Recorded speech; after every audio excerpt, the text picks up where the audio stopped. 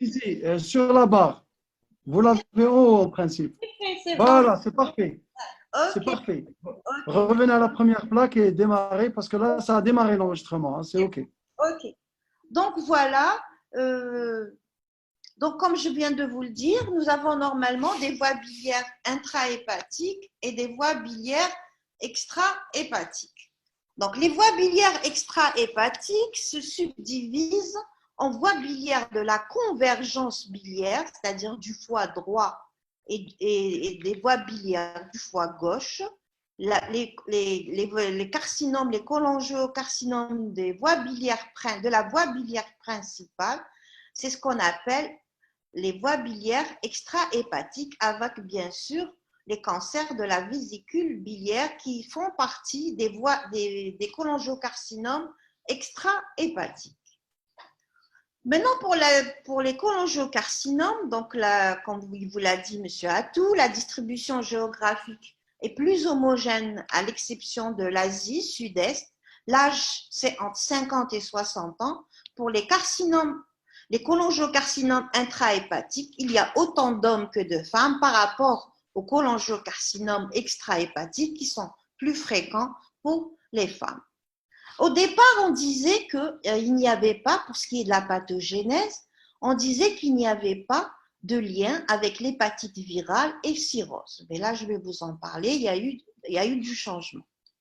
Maintenant, il existe aussi la notion de parasites qui sont en rapport avec le cholangiocarcinome.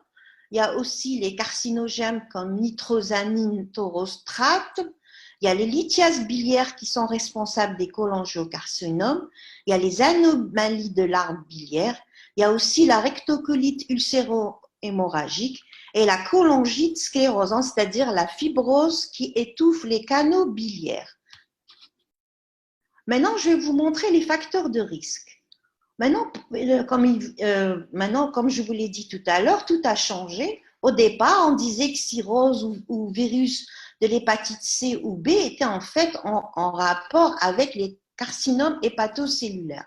Il a été vu que ces patients qui avaient des cirrhoses ou bien des hépatites virales B et C pouvaient donner aussi des cholangiocarcinomes.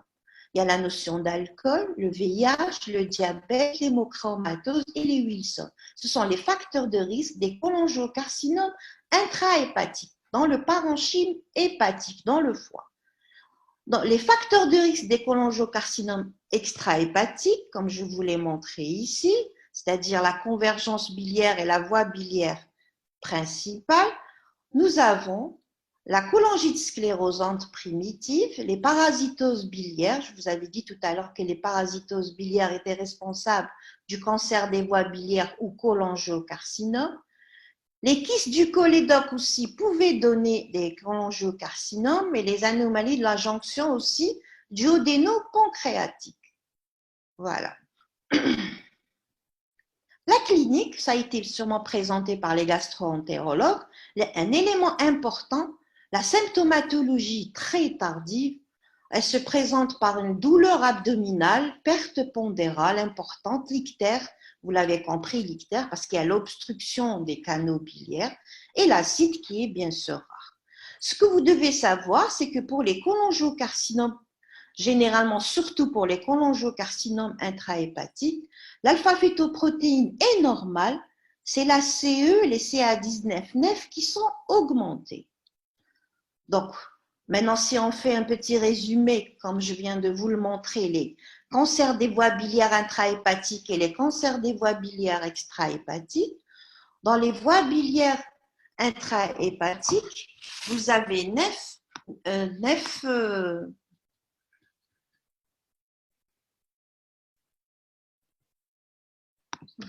donc vous avez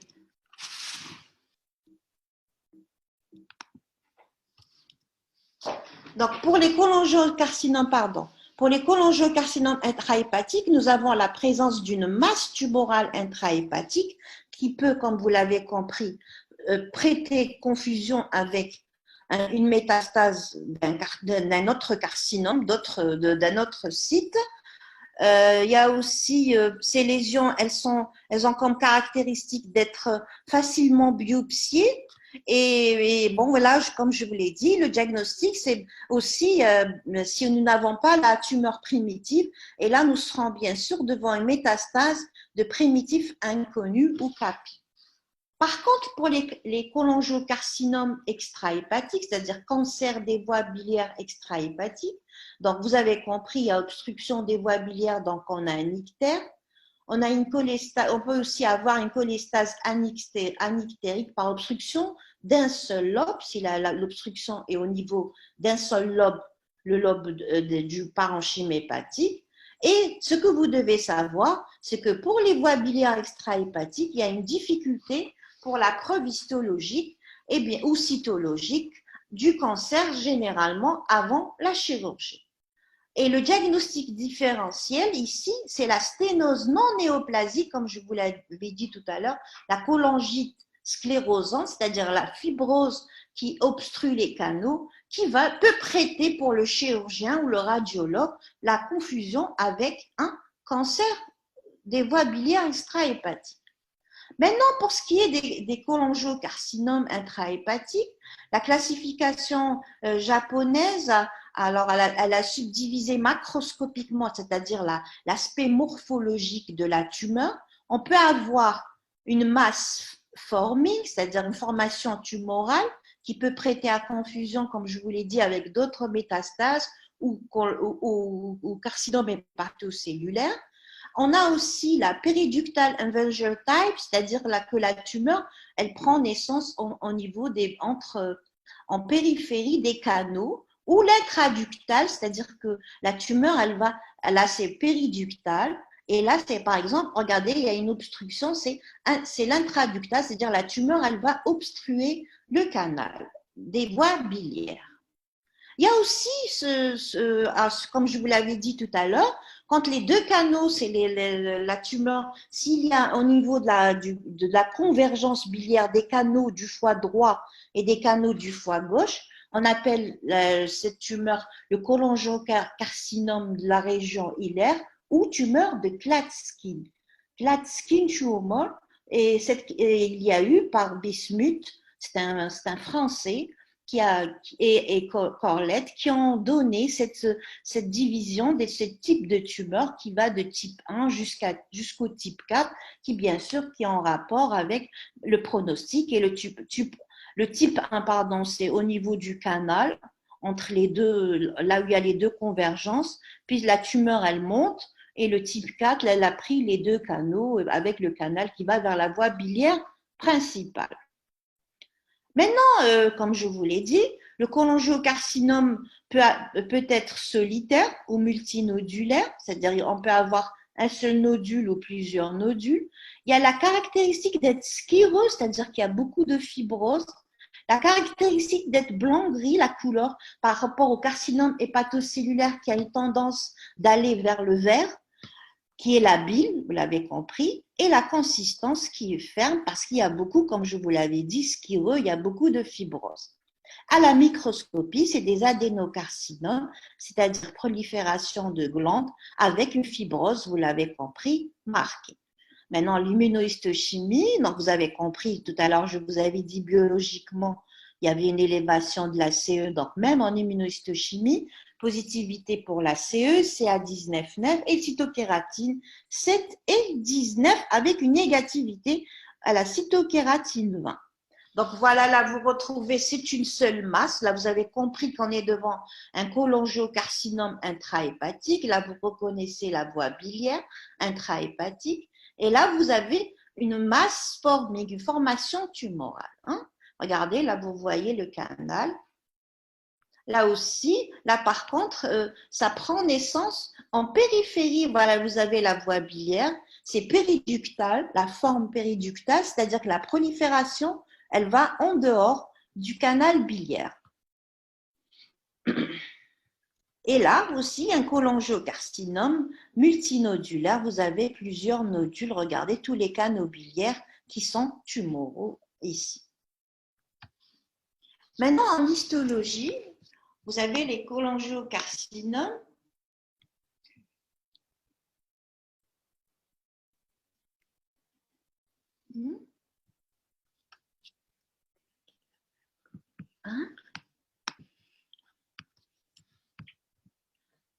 Je suppose qu'il y a un petit souci, on va voir. Est-ce que vous arrivez à suivre? Juste, pouvez nous répondre dans le chat. Est-ce que vous voyez le déplacement de plaque? Il y a un problème ou on peut continuer ou pas? Il y a un décalage? Ah, vous voyez très bien. Ok, bon, Merci, on on reprend. continue. Merci. Donc, pour l'histologie, comme toutes les autres tumeurs, donc vous avez les adénos, donc dans les cholangiocarcinomes, ce sont des adénocarcinomes qui peuvent être de plusieurs types, vous l'avez vu, bien différenciés, papillaires, intestinales, gastriques, mucineux, à cellules claires, à cellules indépendantes, ou il y a l'association des formes plus rares mais de très mauvais pronostics, c'est-à-dire il y a la composante glandulaire et la composante squameuse, c'est-à-dire épidermoïde. On peut avoir aussi des carcinomes carrément épidermoïdes et des carcinomes indifférenciés. Donc là, c'est une illustration. Vous reconnaissez le parenchyme hépatique. Vous avez là les cellules hépatocytaires, les travées de cellules hépatocytaires. Et la prolifération tumorale, je vais la grossir, c'est une prolifération faite de petits tubes, ou bien là, dans ce cas-là, elle est carrément peu différenciée des travées et des tubes qui peut prêter à confusion, comme l'avait dit tout à l'heure Dr Atou, avec le carcinome hépatocellulaire. Et là, on sera obligé, bien sûr, de faire l'immunohistochimie. Maintenant, l'évolution, donc c'est généralement la dissémination, nous nous retrouvons 100% de métastases au moment du diagnostic à l'autopsie. L'évolution, la dissémination est très lymphogène. Elle est hématogène dans 50% retrouvée et les localisations hématogènes, c'est le poumon, l'os et surrénal. Et on a surtout, on est devant une carcinose péritonéale. Vous avez bien sûr compris que le pronostic était très mauvais et la moyenne de survie est de 6 mois. Et bien sûr, pour chaque cholangiocarcinome, nous avons une PTNM pour les cholangiocarcinomes intrahépatique et même pour les une PTNM pour les cholangiocarcinomes extra-hépatiques. Donc le T, bien sûr, c'est en TIS, c'est les in situ. Maintenant, si elle se situe, la tumeur, au niveau des canaux biliaires, ou bien si elle infiltre, si elle envahit jusqu'à la vésicule biliaire, le pancréas, le duodénum et d'autres organes. Voilà, les N, N1, s'il y a des métastases ganglionnaires, N0, absence de métastases, et nous devons bien sûr préciser le nombre de ganglions examinés et le nombre de ganglions métastatiques et définir s'il y a bien sûr les M, s'il existe des métastases et bien sûr si elles sont connues. Ce que vous devez savoir, c'est que nous pouvons avoir l'association d'hépatocholangiocarcinome, c'est-à-dire qu'on peut avoir au niveau du foie une tumeur qui va présenter, c'est rare, c'est vrai, mais qui va présenter des secteurs bien distincts de carcinome hépatocellulaire et de cholangiocarcinome. En fait, avant, on disait que c'était des tumeurs transitionnelles, c'est-à-dire qu'il y avait un phénotype intermédiaire entre le phénotype biliaire et hépatocytaire.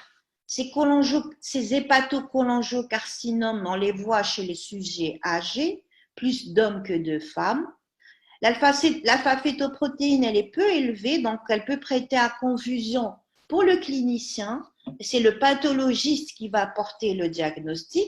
Et il y a aussi un autre élément, c'est que le foie est souvent non cirrhotique que cirrhotique. Donc, il y a plus, donc c'est-à-dire que le clinicien ne pensera pas qu'il y ait une association du carcinome hépatocellulaire parce que généralement, la carcinogénèse du carcinome hépatocellulaire, c'est hépatite, cirrhose versus carcinome hépatocellulaire, comme il vient de vous le dire, docteur Atou. Le pronostic aussi, vous l'avez compris, il est très sombre, 20% de survie à 5 ans. Et puis actuellement, je préfère vous le dire, mais vous allez le travailler plus tard quand vous serez spécialisé dans les pathologies. Donc en fait, ils se sont rendus compte que ces tumeurs, hépatocarcinomes, cholangiocarcinome, en fait, ces tumeurs ont une même origine, c'est-à-dire qu'elles dérivent d'une cellule souche progénitrice qui aurait le même phénotype. Ces tumeurs peuvent avoir cette cellule souche progénitrice. Cette tumeur peut avoir une différenciation hépatocellulaire et elle va vous donner l'hépatocarcinome. Et elle peut avoir une différenciation biliaire. Elle va vous donner le phénotype cholangiocarcinome. Et si elle a les deux phénotypes, c'est-à-dire qu'elle va avoir les deux phénotypes biliaires et hépatocytaires, ces tumeurs vont donner les carcinomes hépatocellulaires. Mixed hepatobiliary carcinoma. Donc, vous avez compris qu'en fait, et c'est pour ça que maintenant l'étiologie a changé. On s'est rendu compte que même on pouvait avoir des lésions de cirrhose, d'hépatite, et ces tumeurs vont vers le cholangiocarcinome. Voilà. C'est ce qui se dit, ça c'est d'actualité, c'est ce qui se dit maintenant. Donc nous avons terminé avec les cancers des voies biliaires. C'est vrai que c'est assez long, mais j'ai essayé de vous résumer. Nous avons quand même le cancer du pancréas à faire. Maintenant, pour le cancer du pancréas, les tumeurs du pancréas peuvent être bénignes ou malignes, solides ou kystiques, développées à partir du tissu exocrine et endocrine. L'adénocarcinome pancréatique est de loin le plus fréquent, représente 90% des tumeurs solides pancréatiques. Le reste étant principalement les tumeurs endocrines et beaucoup plus rarement les métastases.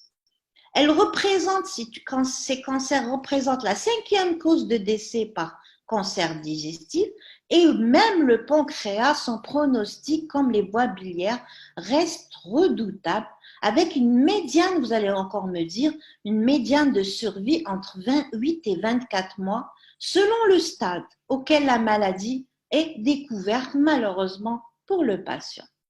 Un bref rappel anatomique. Donc le pancréas, c'est une glande mixte de forme allongée, mesurant 15 cm de long, 4 cm de large et 2 cm d'épaisseur. Alors, on distingue la tête, le corps, la queue du pancréas et la queue du pancréas. Donc, là, ce sera plus net. Donc, vous avez alors la tête qui est là c'est le crochet, vous avez compris. La tête, l'isthme, le corps et la queue du pancréas. Donc, c'est un organe, malheureusement, c'est pour cela que le diagnostic est tardif, c'est un organe profond, mais il a encore des rapports avec l'estomac, le duodénum, la papille, le côlon transverse, la rate et les vaisseaux mésentériques. Donc, vous avez compris qu'il est difficile à explorer et à réséquer. Donc voilà, donc le pancréas, ce qui est l'histologie, c'est une glande amphicrine, c'est-à-dire exocrine et endocrine. Exocrine, c'est-à-dire qu'elle va déverser dans les canaux, les enzymes pancréatiques, et dans le sang, les hormones. Voilà.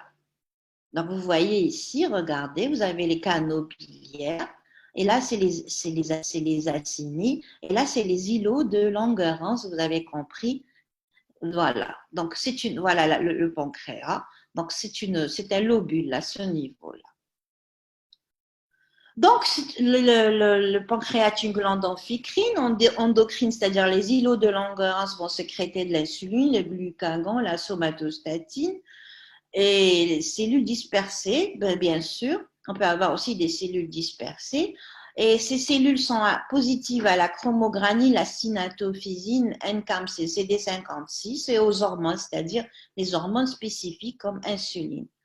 L'exocrine, c'est les acinis, vous avez compris, qui constituent les lobules, qui vont émettre dans les canaux excréteurs, regroupés, donc il va y avoir plusieurs lobules, et on va avoir des canaux intralobulaires et interlobulaires, et bien sûr, les acinus vont produire la lipase, l'antitrypsine, l'alpha-antitrypsine, les canaux, bien sûr, excréteurs en ce profil immunohistochimique, comme j'avais dit tout à l'heure, chromogranine, synaptophysine pour les cellules endocrines, CK7, CK7+, CK20- et mucine 1, je suppose mucine 2-, c'est un oubli, pour les canaux. Donc voilà un petit peu tout ce que je viens de vous montrer, plusieurs lobules où il y a des canaux interlobulaires et des canaux intralobulaires. Il y a des îlots de Langerhans. Voilà, ça c'est les canaux intralobulaires. Un plus fort grossissement, là les acinis. Et là vous avez les canaux qui est intralobulaire. Ces acinis vont déverser dans les canaux intralobulaires qui vont rejoindre les canaux extralobulaires. Et voilà, donc vous avez le canal interlobulaire, les acinis séreux, et là les îlots, bien sûr, de Langerhans. Voilà. Et là, bien sûr, vous avez compris que dans les îlots, il y avait quand même un tissu conjonctif pour soutenir. Donc, ce que je viens de vous dire, c'est un organe difficile à ponctionner, à opérer, et donc l'anapathe arrive souvent tard dans le diagnostic étiologique. Maintenant, je vais vous parler de un petit peu comment on peut faire les diagnostics de ce type de tumeur. Donc, par des ponctions biopsie pancréatiques. Et généralement, ce que je vais vous faire passer un message, je ne vais pas tout vous raconter, vous le saurez quand vous vous spécialiserez, qu'on fait en fait les ponctions biopsie sous écho-endoscopie grâce à des écho-endoscopes à sonde et on fait des prélèvements qui sont très petits et qui vont aller au laboratoire avec bien sûr les renseignements cliniques et avec le compte rendu écho-endoscopie qui vont aller au laboratoire d'anapathe. Donc, comme je vous l'ai dit, donc la cytologie, on va faire des étalements et bien sûr, on va colorer par le MGG, comme on le dit nous, c'est le My Grandwald Guiamsa, ou bien on va fixer et colorer par le Papa Nicolaou. On peut faire aussi des microbiopsies, c'est-à-dire c'est les prélèvements biopsiques quand on fait par écho-endoscopie, ce sont des microfragments et on devrait faire très attention, les récupérer par aspiration ou par une pipette ou un filtrage. Donc, bien sûr, donc la cytologie peut, bien sûr, je vous présente un peu ce que nous pouvons voir en cytologie. Donc, nous avons reçu au laboratoire des lames, des microbiopsies et une cytologie, et nous allons essayer, bien sûr, de poser le diagnostic de tumeur bénigne ou maligne. Là, c'est une illustration de tumeur maligne. Donc, nous avons regardé. Nous avons des anomalies cytonucléaires, elles sont franches, avec inversion du rapport nucléostoplasmique, c'est-à-dire vous allez voir des noyaux qui sont de taille variable, de grande taille, et là, on le voit mieux en cytologie avec des atypies marquées, de gros nucléoles à l'intérieur, des noyaux irréguliers, voilà. Donc, nous pouvons quand même poser, heureusement pour le patient, oui, bien sûr, j'avais oublié de vous dire qu'on voit quand même des tubes, des ébauches de structures tubulaires, vous le voyez ici. Maintenant, pour les pièces opératoires. Donc, comment on fait lorsque nous devons faire l'analyse d'une pièce de pancréatectomie? Sachez qu'il existe il y a plusieurs types de pancréatectomie. Quand on parle de DPC, c'est duodénopancréatectomie céphalique. Donc, c'est ça. C'est-à-dire, on va prendre la tête, comme vous l'avez compris, le crochet, l'isthme. Voilà, on va enlever le pancréas céphalique et le duodénum. Quand on parle de DPT, c'est duodénopancréatectomie totale. On prend le tout, comme vous le voyez ici. PG, pancréatectomie gauche, c'est-à-dire le corps et la queue. Ou bien PM, c'est la pancréatectomie médiane. Voilà. Comment on fait devant une pièce de pancréatectomie? Donc, vous avez compris, on va enlever la pièce opératoire, le pathologiste va l'analyser, il doit bien sûr préciser qu'il y a la tumeur, ensuite donner sa taille, sa localisation. Généralement, nous constatons qu'il y a une prédominance au niveau de la tête. Et c'est pour cela que les chirurgiens, qu'on a souvent les duodénopancréatectomies céphaliques. Bien sûr, voir quel est le rapport avec le wirsung, le cholédome, s'il existe une atteinte péripancréatique,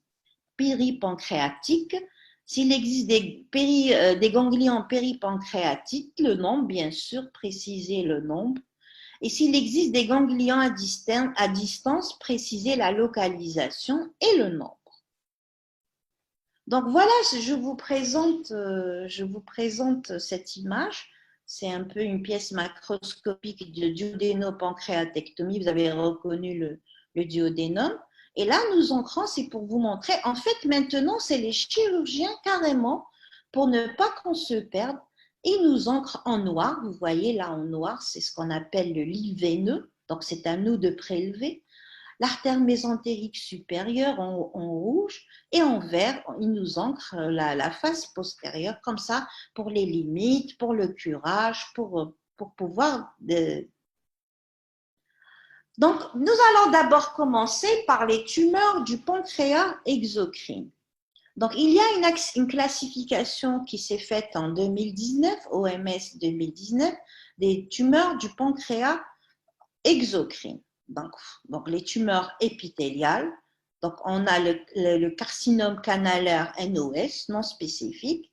Il existe des formes plus spécifiques, c'est-à-dire carcinome colloïde, carcinome à cellules polycohésives, c'est-à-dire les cellules sont peu cohésives, les carcinomes à cellules indépendantes, les carcinomes médulaires, l'adénosquameux, comme je vous avais dit tout à l'heure, la composante glandulaire est squameuse, l'hépatoïde, c'est-à-dire que ça ressemble au carcinome hépatocellulaire, et ce type de carcinome peut prêter à confusion avec une métastase d'un carcinome hépatocellulaire. Mais en fait, ce n'est pas un carcinome hépatocellulaire, c'est une morphologie hépatoïde, comme le carcinome hépatocellulaire. On a les larges selles, carcinoma, avec des phénotypes d'aspect rhabdoïde qui rappellent le muscle. Et bien sûr, il y a les carcinomes indifférenciés ostéoclastiques, là, la cellule gérante. Il y a les carcinomes canalaires, là c'est acinaire, vous avez compris par rapport à les éléments qui se trouvent dans le parenchyme pancréatique. Donc les acinies, les canaux, là c'est les carcinomes, quand elle prend la tumeur naissance au niveau des canaux, là quand la tumeur prend naissance au niveau des acinies, nous avons les pancréatoblastomes et les tumeurs, là aussi, ce sont des lésions frontières, on appelle la tumeur pseudopapillaire et solide, généralement, qui peuvent être de bas et haut grade. Je vais vous présenter, je ne vais pas vous présenter toutes les tumeurs, ça va être très très long. Je vais vous présenter quelques tumeurs quand même qui sont assez fréquentes. Donc, je vais commencer par deux tumeurs bénignes, c'est ce qu'on appelle cystadénome séreux pancréatique, vous avez compris, c'est des formations kystiques à contenu séreux, plusieurs formations dans le pancréas. Donc en fait, macroscopiquement, c'est une tumeur de grande taille, on a une formation kystique de grande taille, de 6 cm, elle peut être isolée, bien limitée, ronde ou bosselée, et à la coupe, on a un aspect multikystique en nid d'abeille, c'est l'image que vous voyez ici. Donc regardez, plusieurs formations kystiques en nid d'abeille. Alors ce qu'il faut savoir, c'est que le contenu est fluide, n'est pas mucineux, n'est pas épais, c'est filant, il est filant. Donc, ça, c'est ce qui va vers le diagnostic de carcinome séreux. Et puis, il y a une cicatrice centrale, vous la voyez, elle est là. Et de cette cicatrice dans laquelle il irradie les fins septa séparant les kystes. Voilà, donc, on a une cicatrice centrale qui va émettre des prolongements et qui va délimiter ces kystes. Le cystadénome séreux, voilà, vous avez reconnu ici, vous avez reconnu, je suis sûre, un parenchyme pancréatique normal. Et à ce niveau-là, vous avez reconnu la fibrose, elle est là, regardez, comme je viens de vous le dire, la fibrose qui émet des septa et des formations kystiques, là. Donc, on a de nombreux kystes à épithélium cubique, cellules à cytoplasme pâle ou clair, un noyau central rond, régulier, pas d'atypie, pas de mitose. On peut avoir quelques projections papillaires ici, regardez comme des papilles intrakystiques.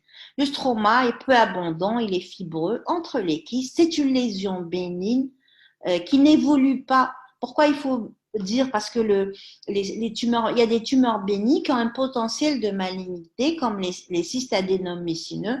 Le cystadénome, par contre, séreux, celui-ci, est de très bons pronostics. Donc voilà un petit peu l'histologie, ce que je vous avais dit, cellules cubiques, cellules cuboïdes, si vous voulez, noyau central rond. Donc voilà, vous voyez, voilà les cellules, elles sont là, le cytoplasme pâle ou clair, regardez, c'est blanc, c'est pas très très rose. Hein. Maintenant, je vais vous présenter, pourquoi j'ai préféré vous présenter ces deux types, parce que le séreux, je vous l'ai dit, il est toujours de bon pronostic, il évolue jamais vers la malignité. Par contre, le cystadénome mucineux, si on vous dit cystadénome mucineux sur biopsie, si vous avez fait une biopsie, il faut savoir que c'est une tumeur borderline, une tumeur frontière, c'est-à-dire qu'elles ont un risque d'aller vers la malignité. Et elles représentent 2 à 5% des tumeurs du pancréas exocrines. Et elles évoluent dans 10 à 40% des tumeurs kystiques pancréatiques. Donc, c'est une prédominance, on a une nette prédominance féminine. Typiquement, on a des macro ou oligokystiques, c'est-à-dire des gros kystes. Et l'imagerie, radiologiquement, vous allez voir des cloisons kystiques épaisses, parfois calcifiées, alors que dans le séreux, il n'y a pas de calcification. C'est ça qui va vous permettre de faire la part des choses. Et ces lésions ne communiquent pas en général avec l'arbre extérieur pancréatique. C'est un élément important, vous allez le comprendre après quand je vais vous le présenter. Un autre type de tumeur. Les cystadénomes mucineux, vous avez vu, le voilà, la formation kystique uniloculaire, bien visible, alors que tout à l'heure c'était multiloculaire, et le contenu est TP. Et puis, il n'y a pas de connexion avec les autres canaux. Voilà, le canal de Wirsung, c'est une lésion qui est bien limitée. À l'histologie, vous avez, regardez l'épithélium, très joli épithélium. Il y a un revêtement fait du monokyste de cellules cylindriques, c'est-à-dire hautes. Elles sont remplies de mucine, vous voyez là, avec les noyaux qui sont à la partie basale. Le stroma est de type ovarien dans sa couche interne, scléreux dans sa couche externe. Voilà, c'est ça la caractéristique. On dit que dans le carcinome mucineux, le stroma présente un aspect, c'est-à-dire qu'il y a si on fait de l'immunohistochimie, il va y avoir une positivité au récepteur œstrogénique. Donc là, c'est pour vous montrer les calcifications dans le stroma. Donc voici. Et puis là, regardez, attention, dans le versant, comme je vous l'ai dit, c'est une tumeur frontière, c'est une tumeur borderline, c'est-à-dire c'est une tumeur qui va évoluer vers la malignité. Et si elle évolue vers la malignité, nous sommes devant un cystadénocarcinome mucineux. Regardez. Donc, cyste veut dire kyste. Donc, les kystes, comme je vous avais dit tout à l'heure, dans la regardez, c'est une formation kystique avec projection papillaire dans la lumière. Donc, on peut avoir des lésions, comme on vous l'a dit, quand c'est non invasif. On peut avoir des lésions de dysplasie sévère versus lésions néoplasiques in situ. Les foyers peuvent peut-être très focales et doivent donc être recherchés. Donc, nous devons, nous les pathologistes, rechercher impérativement s'il existe ces foyers de dysplasie. Ensuite, rechercher s'il y a stratification, atypie, mitose. C'est ce que vous voyez ici. Stratification, ça veut dire il y a plusieurs noyaux. C'est pas une monocouche. Comme je vous l'avais montré tout à l'heure, regardez comme c'est net et clair, c'est beau, le noyau au pôle basal. Là, par contre, regardez, le noyau n'est plus au pôle basal, il y a une association, une stratification, c'est-à-dire une multiplication. Et puis, on va avoir une diminution de la mucosécrétion, c'est-à-dire de la mucine. On a des projections papillaires irrégulières dans la lumière. Et si cela évolue encore, nous allons arriver à la phase d'invasion, c'est ça, c'est-à-dire qu'on va avoir des éléments tumoraux qui vont infiltrer le stroma, c'est ce que vous voyez. Et là, nous sommes en droit de dire que nous sommes devant un cystadénocarcinome mucineux. Donc là, je vous présente un tableau un petit peu pour vous, pour que vous puissiez donc savoir si vous êtes cliniquement devant un mucineux ou un séreux ou un mucineux. Donc, mais quand même, vous allez me dire le contexte, c'est vrai, on a une prédominance féminine dans les deux types, sauf que dans le mucineux, c'est dans le corps ou la queue, alors que le séreux, c'est dans la tête, le corps ou queue. La taille, elle est presque identique, le mucineux, il est plus gros peut-être. C'est l'aspect peut-être, comme je vous l'avais dit, du produit là, qui existe dans le kyste, qui est clair, il est filant, alors que dans le mucineux, il est épais et mucineux. Par contre, vous allez voir, il y a un élément, je vous avais dit, j'avais oublié de vous dire, c'est que cliniquement, vous allez retrouver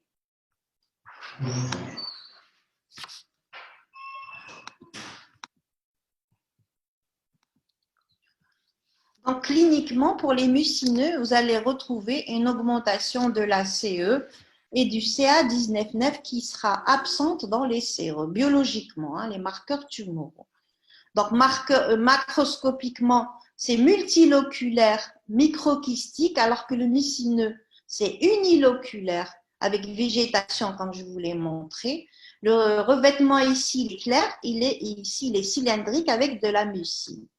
Ici, le stroma est fibreux et là, on a un aspect pseudo-ovarien, comme je vous avais dit tout à l'heure, où on peut retrouver de l'œstrogène. La dysplasie dans les séreux est absente, par contre, elle est fréquente. L'ablation est positive. Là, les séreux sont bénins, par contre, ici, ils sont potentiellement déjà. Dès qu'on pose le diagnostic de cystadénome mucineux, nous sommes devant une lésion prénéoplasique. Et bien sûr, ici, pour les séreux, c'est la surveillance, alors que les mucineux, c'est l'exérèse, elle s'impose. Il existe aussi des lésions néoplasiques intraépithéliales des canaux pancréatiques. Donc, nous sommes devant trois situations. Les tumeurs intracanalaires papillaires mucineuses du pancréas, c'est ce qu'on appelle, vous avez compris, je vous ai présenté deux lésions bénignes. Maintenant, il existe dans le pancréas d'autres types de lésions, c'est ce qu'on appelle les néoplasies intraépithéliales, c'est-à-dire dans les canaux pancréatiques. Il y a trois types. Il y a les tumeurs intracanalaires papillaires mucineuses du pancréas, il y a les tumeurs papillaires oncocytaires intracanalaires et il y a les néoplasies intraépithéliales pancréatiques. Donc voilà, je vais vous présenter ce type de tumeur parce qu'elle est très fréquente. Vous allez beaucoup la rencontrer quand vous serez des internes ou bien vous ferez votre spécialité. Donc, c'est les TI-PMP, tumeurs intracanalaires, papillaires, mucineuses du pancréas. C'est pour ça qu'on l'appelle TI-PMP. C'est une lésion qui est rare, mais on la trouve quand même, elle est assez fréquente. 5% des tumeurs du pancréas. Elle est de plus en plus diagnostiquée, voilà, c'est ce que je voulais dire, grâce au progrès des techniques d'imagerie. Au départ, avant, on l'a rapporté sous le terme d'adénome vileux, papillome, ectasie mucineuse, tumeur vileuse du canal de Wirsung et tout. Maintenant, elle est regroupée sous le terme générique de TI-PMP. Ce sont des lésions étendues avec une microsécrétion importante donnant souvent un aspect de tumeur kystique, c'est-à-dire elles peuvent prêter à confusion ici avec les cystes adénomes mucineux.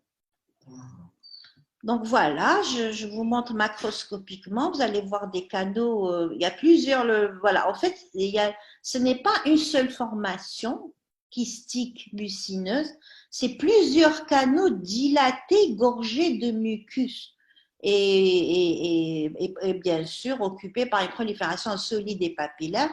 La prédominance de l'un ou l'autre de ces aspects rend soit un aspect kystique, soit celui d'une tumeur solide. C'est-à-dire, s'il y a l'aspect kystique, nous serons devant une tumeur kystique. S'il y a un aspect solide, nous serons devant une tumeur solide. Donc, TIPMP, donc voilà, en fait, c'est ça. C'est comme les cystadénomes mucineux, vous allez me dire. Mais ce que je voudrais vous dire, c'est que c'est une lésion qui siège dans plusieurs canaux, les canaux extra-pancréatiques. Maintenant, je vais vous présenter les néoplasies intraépithéliales pancréatiques. Les PAN veut dire pancréas, néoplasie intra-NI, ça veut dire néoplasie intrapancréatique. Donc, à la différence des néoplasies des TIPMP, comme je vous l'avais dit, TIPMP, c'est plusieurs canaux extralobulaires ou intralobulaires qui vont être dilatés, qui vont contenir de la mucine. Les PAN, c'est-à-dire néoplasie intrapancréatique, ne sont pas détectables par les moyens cliniques ou radiologiques. C'est des lésions qui seront vues par les pathologistes, ne sont pas responsables de lésions kystiques ni de symptomatologie, ce qui est en règle dans les TIPMP. Et les PAN reposent sur des critères purement morphologiques. En fait, c'est des étapes, c'est comme les lésions pour le cancer du côlon, les lésions de dysplasie de bas et haut grade, qui vont aller vers l'adénocarcinome, c'est-à-dire, en fait, si vous voulez, les néoplasies, les PAN, ce sont les lésions de dysplasie qui vont aller vers les carcinomes. Voilà. Voilà, et les PAN, bien sûr, on les grade de 1A, 1B. Ensuite, PAN-IN 2, PAN-IN 3. Voilà. Et là, bien sûr, voilà les aspects. Là, c'est le 1, vous avez compris.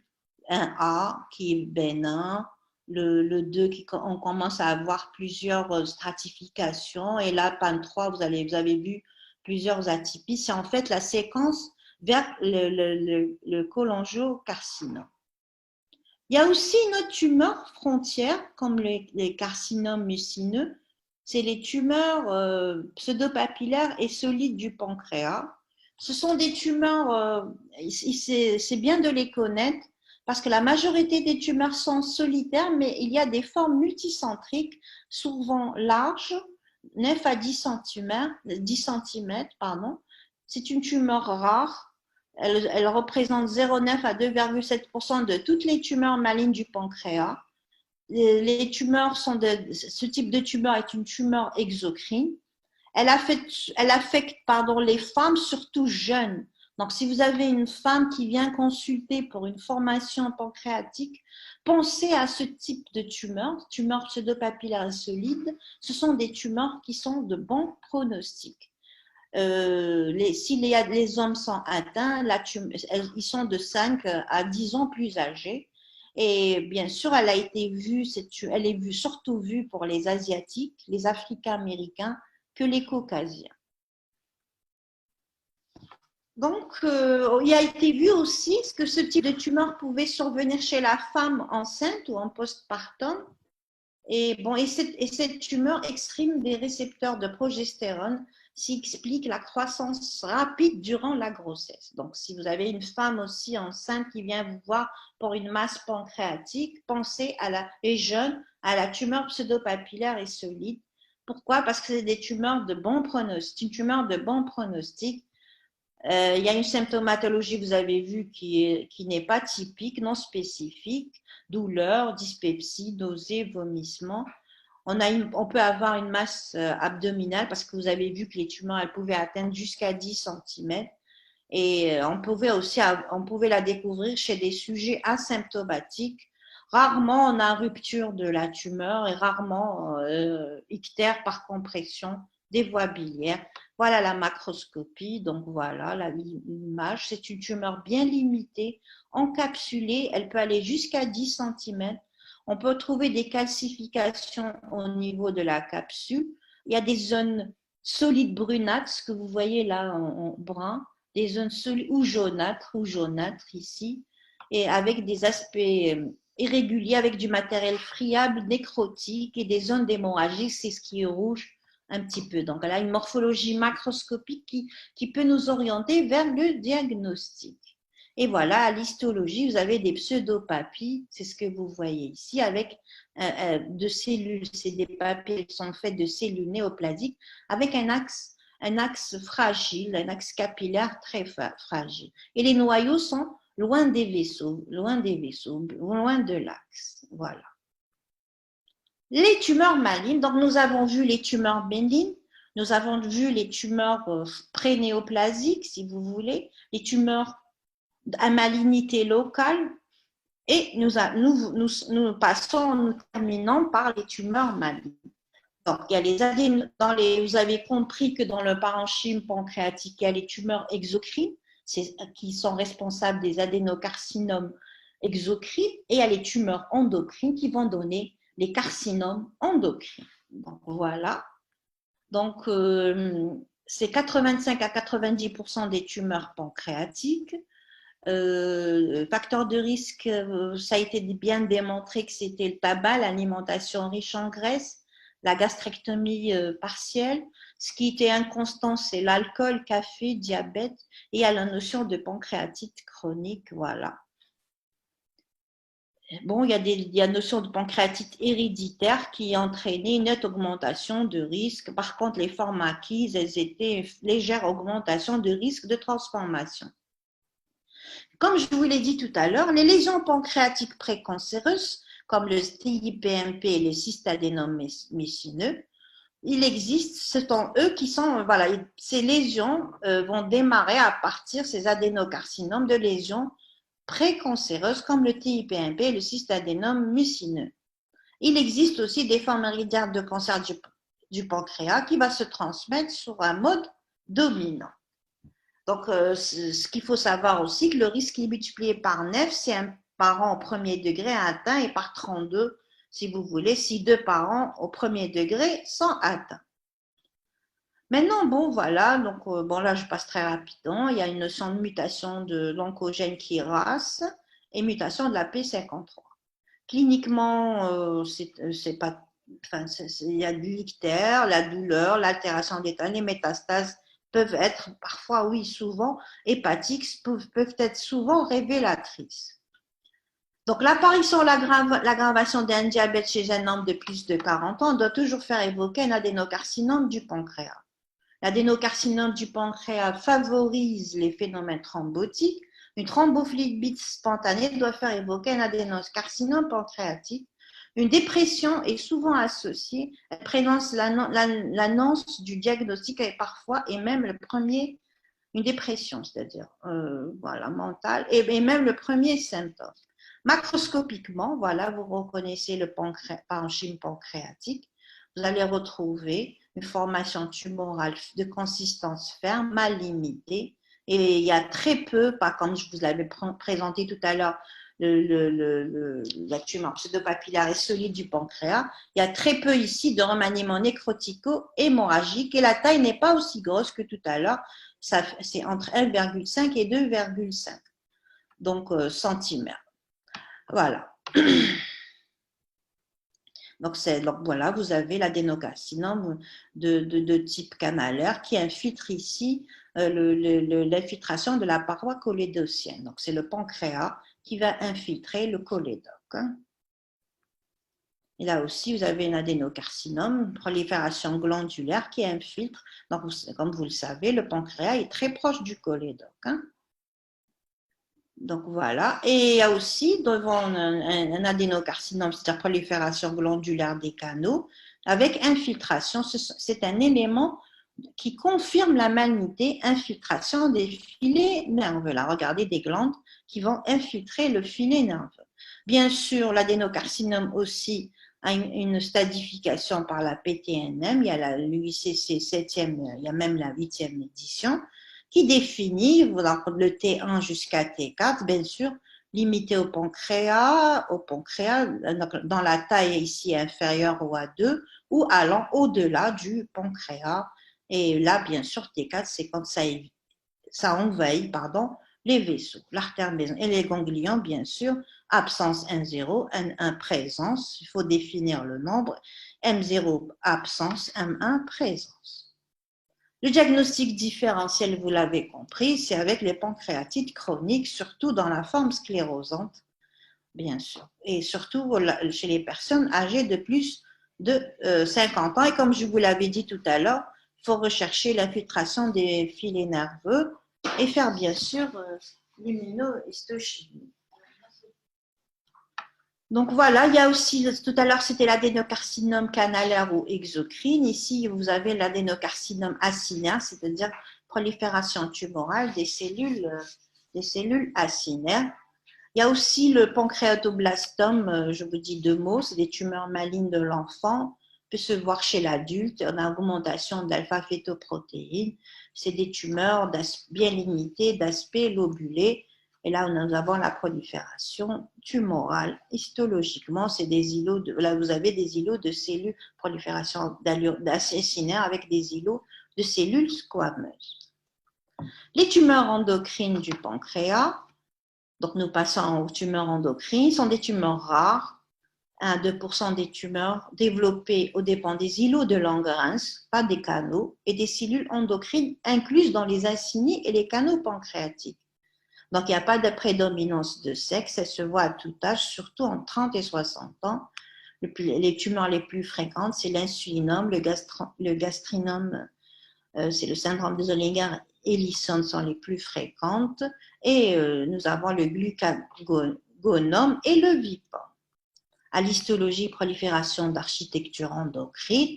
Elle doit être confirmée par l'immunohistochimie, par le CD, par la chromogranine, la synaptophysine, et bien sûr, si c'est plus spécifique, comme les gastrimones, par la positivité à la gastrine. Voilà, je vous remercie. Donc, nous allons voir si vous avez des questions. Alors, quelle est la relation entre pancréatite aiguë et ulcère gastro-duodénal? Non, là, je suppose que ce n'est pas pour moi. Non, c'est comment peut-on...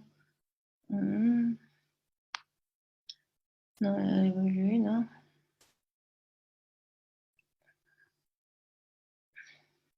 Alors, le cholangio-hépato-mix se développe plus fréquemment sur un foie noce. Peut-il s'agir d'un foie totalement sain? Oui, effectivement, on peut avoir un foie, oui, totalement sain. C'est-à-dire que, comme je vous l'avais dit tout à l'heure, c'est une cellule souche qui peut avoir en même temps un phénotype biliaire et un phénotype hépatocytaire. Et quand elle va proliférer, mais il n'y a pas de fond de cirrhose. Là, je vous le confirme, oui. Comment un patient peut vivre après? Oui, il peut vivre. C'est vrai que c'est difficile, que la réanimation est très difficile, qu'il y a des patients qui décèdent, mais mais quand c'est une très bonne équipe, je vous prie de me croire qu'il y a une très bonne évolution et il peut vivre normalement. Bien sûr, il faut qu'il soit bien suivi par son médecin. Est-ce les deux parties restantes? Oui, bien sûr. Voilà. Entraîne un ictère ou non? Cholangiocarcinome, il prend des gros troncs, s'il prend une partie du foie, le lobe droit, il ne va pas entraîner un ictère, mais si le ictère survient, il surviendra à la phase terminale. Si tous les canaux sont bien sûr touchés. Voilà. Moi, j'espère que j'ai répondu et que ça vous a plu. Voilà. Et je vous remercie. Au revoir. Monsieur Layada, vous êtes là? Il y a quelqu'un?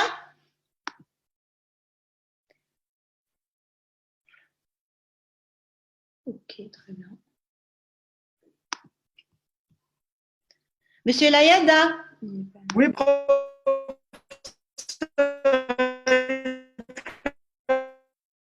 je vous entends mal là, il y a un souci hein, avec la connexion. Ah lui, oui, à tout. Bon, vous avez terminé. Ah, c'est Khalfallah qui est là. Salut mon grand. Vous avez terminé? Oui, j'ai terminé moi. Allez. D'accord. Donc, si vous avez terminé, on passe la parole au professeur. Professeur Khalfallah, tu partages l'écran. Eh bien, formidable. Professeur Khalfallah, tu as la parole. Alors. Je te nomme animateur.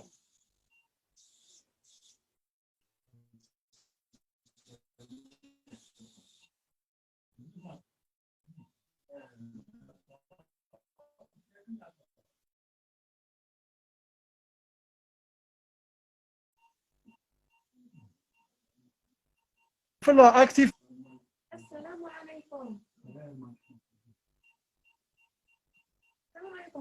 Salam, très fort. Tu es animateur, hein? Active ton micro.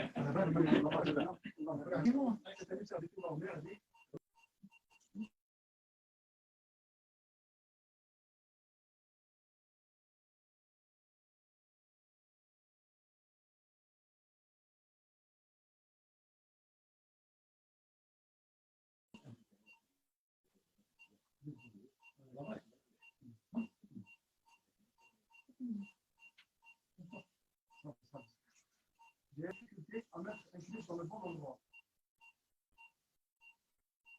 C'est une très petite lésion. Hein. Ça veut dire très petite lésion, bien. سميهم كيفاش الجيت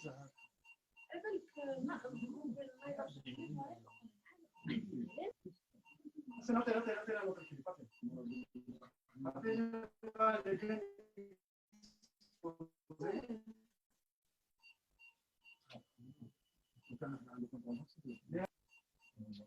c'est pas connerie, parce que c'est une malade qui a eu une maladie ulcéreuse ancienne. On voit les récessus pseudo-articulaires. Donc, c'est une malade qui a eu un ulcère ancien. لا لا لا لا لا ما تعرفش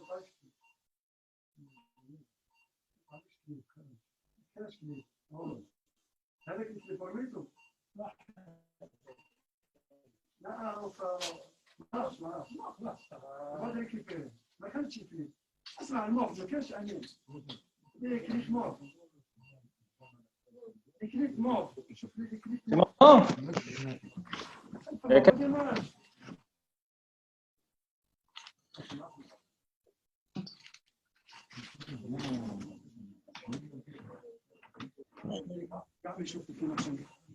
خلف الله Oui, Professeur Khalfallah, oui. active ton micro et commence la conférence. Je suis avec Ben, une il est hémorragie activé. digestive sur cardiopathie. Il est activé, je crois, non? D'accord. Ah, très bien. Je vais juste. Je sais pas si on me voit, mais je vais mettre la. Juste le temps de mettre la communication. Partage ton écran et commence. D'accord.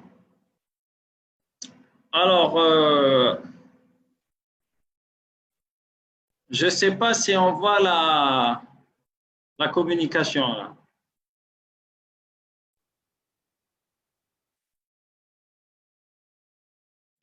Khalfallah, Oui. clique sur Share Screen. Tu as vu Share Screen? Partage.